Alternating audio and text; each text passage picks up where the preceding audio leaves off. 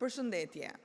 Më datë 2 shtator 2024, Partia Demokratike ka depozituar një SPAK, një kallëzim penal kundra çiftit Rama dhe bashkëpunëtorëve të tij për një gravitet të një prone ndodhur në Surrel. Siç është vënë re përgjatë këtyre viteve,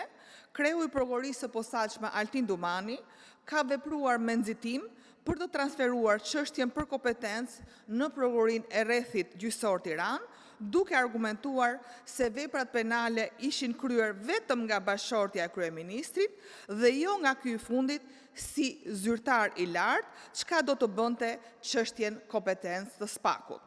Ndërkohë, Prokuroria e Tiranës e mbajti çështjen pezull për 6 muaj, pa kryer asnjë veprim hetimor, duke injoruar edhe konfliktin e interesit, pasi gjyqtarja që kishte marrë vendimin në gjykatën administrative të shkallës parë Tiranë, ishte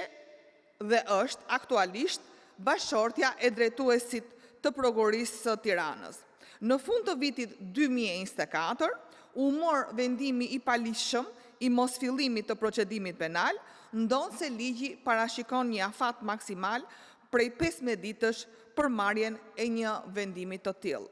Pas ankimit që Partia Demokratike paraqiti ndaj këtij vendimi, gjyqtari Edvan Belçani i gjykatës së shkallës parë të jurisdiksionit përgjithshëm Tiranë, duke vepruar me integritet, vendosi pranimin e ankimit dhe kalimin e çështjes për kompetencë pranë gjykatës së posaçme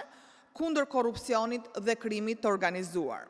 Në këto kushte ku vetë ligji i njihte kompetencë gjykatës së posaçme dhe duke marrë parasysh stadin procedurial të hetimeve dhe provave të grumbulluara në dosje, SPAK kishte detyrimin ligjor të regjistronte çështjen dhe të vijonte me hetimin e thelluar,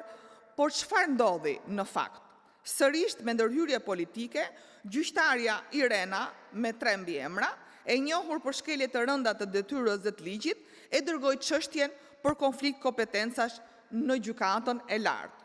Publiku t'i kujtojmë se kjo gjyqtare jo vetëm që nuk ka deklaruar gjatë procesit të vettingut shkarkimin nga zoti Berisha me cilësinë e kryetarit të Këshillit të Lartë të Drejtësisë dhe dobimin nga shteti grek me shpalljen non grata për 10 vite në hapësirën Schengen, është përdorur qëllimisht nga pushteti për të goditur opozitën dhe drejtuesit e saj. Megjithatë, në këtë rast, gjyqtarja nuk mund të bëjë më shumë se sa të vonojë për disa ditë përballjen e kryeministrit me drejtësinë. Në këto kushte, Partia Demokratike, angazhuar në një proces vettingu real kundër kësaj pseudo-gjyqtarie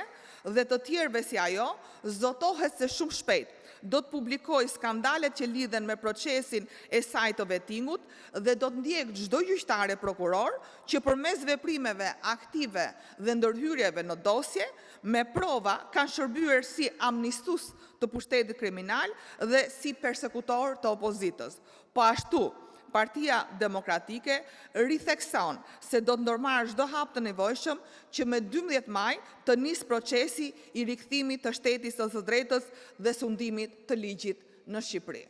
Faleminderit.